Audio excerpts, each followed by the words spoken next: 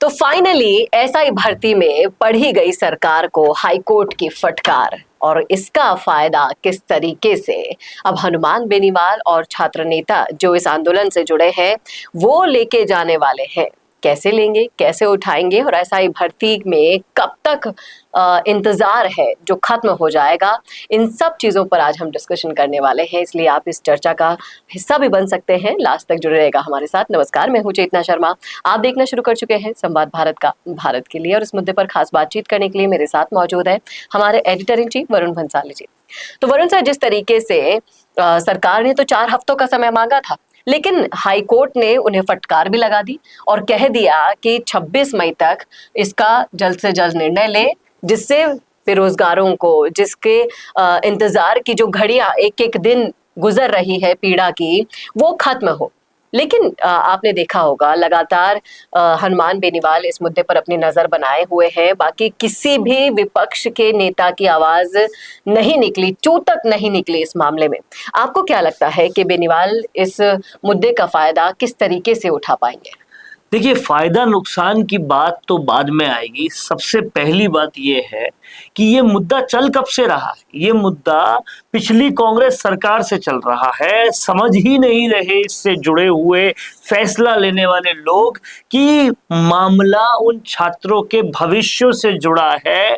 टालम टोली पे टालम टोली, टालम टोली पर टालम टोली अगर चलती रहेगी तो दांव पे उस युवा का भविष्य लगेगा, जिस युवा को हम अपने देश की सबसे बड़ा खजाना मानते हैं कि भारत के पास अगर सबसे ज्यादा कुछ है तो वो युवा शक्ति है। युवा शक्ति इस तरीके फैसले में देरी से पूरी तरह से बर्बाद हो रही है। ये सरकारों को, डिसीजन मेकर्स को समझ में नहीं आ रहा। गलती कांग्रेस ने की, उसके बाद उन्हीं गलतियों को रोकने के वादों के नाम पे बीजेपी सरकार आई और यहां पर भी टालम टोली पे टालम टोली हो रही है। किरोड़ी लाल मीणा कहते कहते थक गए, छात्र चिल्लाते चिल्लाते थक गए, कुछ हो नहीं रहा। अब बेनीवाल इस रण में कूदे हैं, लगातार आंदोलन कर रहे हैं। 1 लाख लोगों के आंदोलन का वादा किया है, दबाव बनाने की पूरी कोशिश है। हाई कोर्ट ने फटकार भी लगा दी। ऑपरेशन सिंदूर का इन्होंने हवाला दिया, इसकी वजह से डिले हो रहा है। अरे, आपको फैसला लेने में ऑपरेशन सिंदूर कैसे आड़े आ रहा है? जब मोदी जी सारे काम कर रहे हैं तो आप क्यों नहीं कर पा रहे? ये सारे सवाल हैं। और जहां तक फायदा उठाने की हनुमान बेनीवाल की बात है, जो काम करेगा उसको राजनीति में अगर कोई फायदा भी हो रहा हो तो हो। सड़क पे संघर्ष कर कौन रहा है, भरी धूप में आ कौन रहा है, छात्रों की आवाज उठा कौन रहा है, सरकारों पे दबाव बना कौन रहा है? अगर ये काम बेनीवाल कर रहे हैं, उसकी वजह से लोकप्रियता में फायदा मिलता है, राजनीति में फायदा मिलता है, तो आवाज उठाने वाले नेता को अगर लोग चाहते हैं तो ये फायदा तो अच्छा है कि आगे वो और आवाज उठाएंगे लोगों की। ऐसे नेता आएंगे तभी तो संघर्ष होगा, तभी तो सरकार काम करेगी, तभी तो दबाव बनेगा।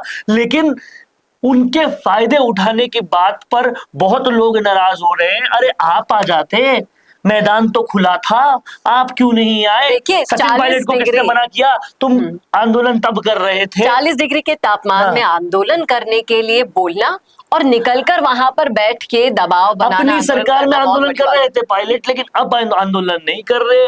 आप सीज फायर पर बात कर रहे हो, सीज फायर क्यों लगाया उसके पर विरोध कर रहे हो। आपके राज्य का जो मसला है, जिसपे आप पूरी तरह से अपनी सरकार के वक्त आवाज उठा चुके हो, उस मामले में आप चुप हो, आगे बढ़ ही नहीं रहे। क्यों आप नहीं आए? क्यों और कोई नहीं आया? जब बेनीवाल आया तो उसका फायदा भी उन्हें मिलेगा, क्यों नहीं मिलेगा? बिल्कुल मिलना चाहिए, और मिलना भी चाहिए। आपको क्या लगता है कि ये जो एसआई भर्ती के लिए कड़ी मेहनत हनुमान बेनीवाल और आरएलपी की टीम ने की है, तो 2028 में ये एक मजबूत स्तंभ की तरह उनके लिए काम करेगा और दोबारा आरएलपी को जीवित करेगा? सिर्फ एसआई भर्ती नहीं, पीड़ितों के मुद्दे कौन उठा रहा है, सड़क पे संघर्ष कौन कर रहा है, सत्ता को आंख कौन दिखा रहा है, ये सब इवैल्यूएट होगा, सब इवैल्यूएट होगा।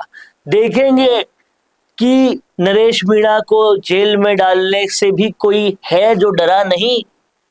लगातार इनकम टैक्स की रेड पड़ने के बाद भी कोई है जो डरा नहीं।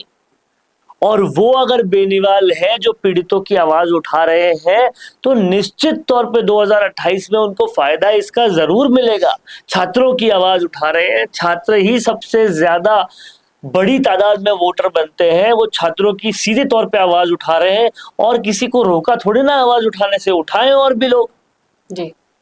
लेकिन बेनीवाल अगर उठा रहे हैं तो बिल्कुल उनको फायदा मिलना चाहिए। और ना सिर्फ उठा रहे हैं, देखिए आप कितनी रिस्पॉन्सिबिलिटी, जिम्मेदारी के साथ वो चीजों को उठा रहे हैं, सबूत लेके आ रहे हैं, बकायदा मार्कशीटें लेकर आ रहे हैं, आरपीएससी के गपले दिखा रहे हैं, पूरे तादाद में युवाओं को अपने साथ लेके आ रहे हैं, भरी धूप में लेके आ रहे हैं, घंटों घंटे बैठ रहे हैं शहीद स्मारक पर। तो बिल्कुल उनको फायदा मिल रहा है और मिलना चाहिए, क्योंकि वो इकलौते अकेले शख्स हैं जो छात्रों के इस आंदोलन में उनका सपोर्ट कर रहे हैं। जी बिल्कुल सही कहा आपने। और जिनको इस फायदे को उठाते हुए देख, मिलते हुए देख तकलीफ हो रही है, माफ कीजिएगा, तकलीफें उनकी और बढ़ने वाली है आगे आने वाले समय में। देखिए हाईकोर्ट की फटकार के बाद कहीं ना कहीं देर सवेर तो सरकार को कोई डिसीजन लेना ही पड़ेगा, पर इस डिसीजन का अगर क्रेडिट किसी को मिलेगा तो वो क्रेडिट सिर्फ और सिर्फ हनुमान बेनीवाल को मिलेगा। हालांकि बहुत लंबे वक्त तक किरोड़ी लाल मीणा ने संघर्ष किया है, लेकिन वक्त लंबा नहीं देखा जाता, देखा जाता है कि आखिरी वक्त तक कौन साथ रहा किसी भी वजह से। और वो अगर हनुमान बेनीवाल बनते हैं तो बिल्कुल फायदा उनको मिलेगा, चाहे उन्होंने देरी से शुरू किया हो पर पुरजोर शुरू किया है। ये बात बिल्कुल सही कही आपने कि अंत में जो खड़ा था लड़ाके की तरह, वही फायदा लेके जाएगा। और कहीं ना कहीं ये फायदा चुनावों के वक्त ज्यादा महसूस होगा। सरकार को अपनी लगातार ये जो देरी उन्होंने की है उसका अंजाम उन्हें भुगतना होगा। और कहीं ना कहीं जो नकारात्मकता युवाओं में गई है उसका खामियाजा तो उठाना ही पड़ेगा। बेशक किरोड़ी की जो नजरअंदाजगी की गई वो भी इसमें शामिल होगी, प्लस एसआई भर्ती से लेकर तमाम सारी परीक्षाओं के मुद्दे हैं जो अभी भी लिस्ट में जारी है। ये तो सिर्फ एक ही मामला है जिसको हाईलाइट इतना कर दिया गया है। फर्जीवाड़े रोज हो रहे हैं, रोज गिरफ्तारियां हो रही है, इसलिए ये तो कंफर्म हो गया है कि पूरी की पूरी एसआई भर्ती को रद्द करना ही सरकार के लिए फायदेमंद होगा। लेकिन फायदा इसका हनुमान बेनीवाल और उन छात्र नेताओं को मिलेगा जो 40 से 45 डिग्री में इतने दिनों तक आंदोलन पर बैठे थे। क्या कहते हैं आप इस मुद्दे पर? और इन सब चीजों से 2028 की तस्वीर पर जो फर्क पड़ने वाला है वो हम तो आपको बता चुके हैं, लेकिन आप क्या सोच रहे हैं उस तस्वीर के बारे में आप हमारे साथ शेयर कर सकते हैं कमेंट बॉक्स में। कैसा लगा वीडियो ये बताना ना भूलेगा, और ऐसे और वीडियोस के लिए देखते रहिए संवाद भारत का, भारत के लिए। नमस्कार। अगर आप बनना चाहते हैं पॉलिटिशियन, लेकिन पब्लिक स्पीकिंग और अपने विचारों को व्यक्त करना चुनौती लगता है, या कैमरे और पब्लिक के सामने किसी तरह से बोल पाए इसमें मुश्किल होती है, तो मिशी मीडिया सॉल्यूशंस लेकर आया है पॉलिटिकल कंसल्टेंसी कैंपेन, जिसमें वरिष्ठ जर्नलिस्ट और पॉलिटिकल एनालिस्ट की एक्सपीरियंस्ड टीम आपको मदद करेगी, जिससे आपकी आवाज और भी बुलंद हो जाएगी। इसमें हम आपके गोल को पूरी तरह से टारगेट करेंगे कि किस तरह से आपको पार्टी पहचाने, आपको उस क्षेत्र के लिए चुने, कैसे सर्वेज में आपका नाम आए, कैसे लोगों के बीच में आपका माहौल बने। ना सिर्फ कंसल्टेंसी हम आपको देंगे, बल्कि आपको सारे रास्ते दिखाएंगे और बताएंगे भी, जिससे आप भारत की राजनीति में अच्छे पॉलिटिशियन बनके समाज का सुधार कर सके। तो अभी कॉन्टैक्ट कीजिए स्क्रीन पर दिए गए नंबर पर।